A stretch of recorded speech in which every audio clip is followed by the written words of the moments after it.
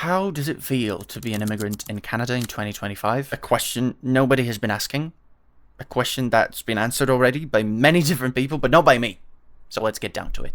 Do people still say let's get down to it? To start doing what needs to be done. Exactly what I'm doing right now. Hello, I'm Nick. I'm an immigrant, a musician, a blogger apparently, and I've moved to Canada at the end of 2023 from Russia. For obvious reasons, I think. I wasn't really that well prepared to move to a different country. I knew very little about Canada, just a set of very obvious stereotypes, like it's in North America, it's cold, it has beavers and mooses and beautiful nature, it has maple syrup, it has French people and very nice and polite people, not necessarily connected, and also weed. That might be connected. I don't know. I don't really want to overcomplicate this video, so this is what we're gonna do. We're gonna talk about stereotypes and see if we can debunk them. And then I'm gonna share my experience, how my immigration's been like, and how does it feel now, especially in light of this whole, Trump thing. I was gonna say 51st state thing, but then again, there's so much stuff going on right now, it's really hard to focus on one thing. Please help. So leave a like, leave a comment if you are an immigrant or you have some interesting story about immigration in Canada. And we're about to start with stereotypes, and for that, let me introduce you to Nick from the past with a head full of hair. Kind of. I think this is a great weather to talk about how cold Canada really is. It is summer now, so it's pretty warm, but yes, in winter it gets pretty cold. Although, I must say it largely depends on where you come from. If you come from India or like Africa, yeah, it's gonna be really rough for you. But I come from Russia. I spent like 4 years of my life living in the Moscow region of Russia, and it gets pretty cold there. So I was kind of assuming that in Canada it's gonna be roughly the same. It turns out no. It's actually a little bit warmer in Canada in comparison to Russia. In Russia, 0 degrees Celsius already feels kind of fresh. You're like, oh, it's getting colder, I need to put something warmer on, that kind of stuff. In Canada though, I felt about the same at around -10. I don't know how that works, maybe it's something to do with the humidity or wind, but it is what it is. Stereotype number 2, everyone in Canada is obsessed with hockey. I don't know how that happened, but it seems to be 100% correct. And listen, before I came to Canada, I thought that this stereotype should obviously be false, because I come from a country that's also stereotypically is obsessed with hockey.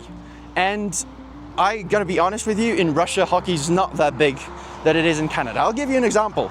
In Edmonton, when there's a big hockey event coming up, I usually know about it a few days prior, just because it's everywhere. And when there's a game, usually nothing is happening in the city.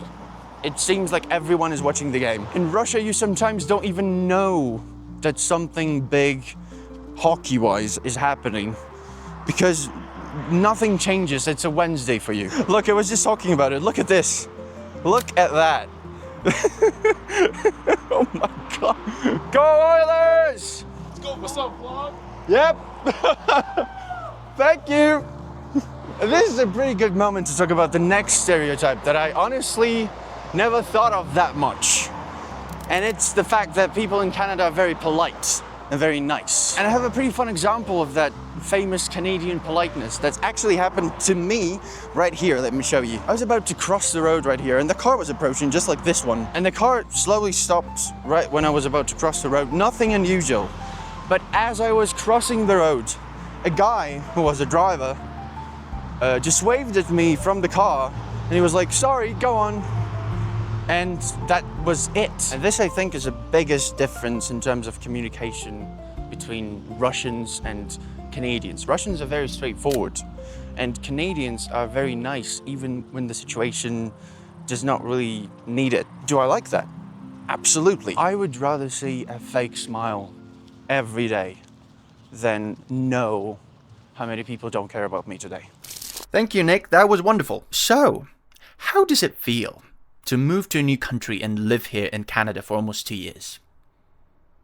It feels great, like shockingly a country that's famous for nice and polite people is a nice place to live in.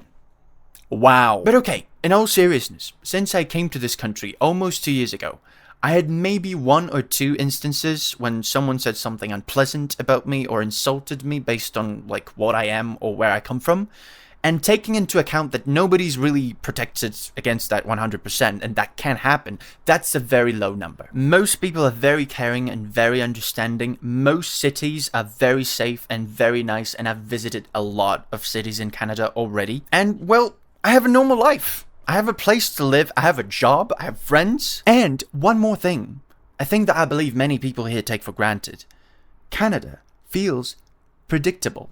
Which is great. You have no idea how exhausting it actually is to wake up every morning with a thought that anything can happen today, and not in a good way. And let me tell you, living life without that thought is a wonderful thing. But let's look at the other side of the argument.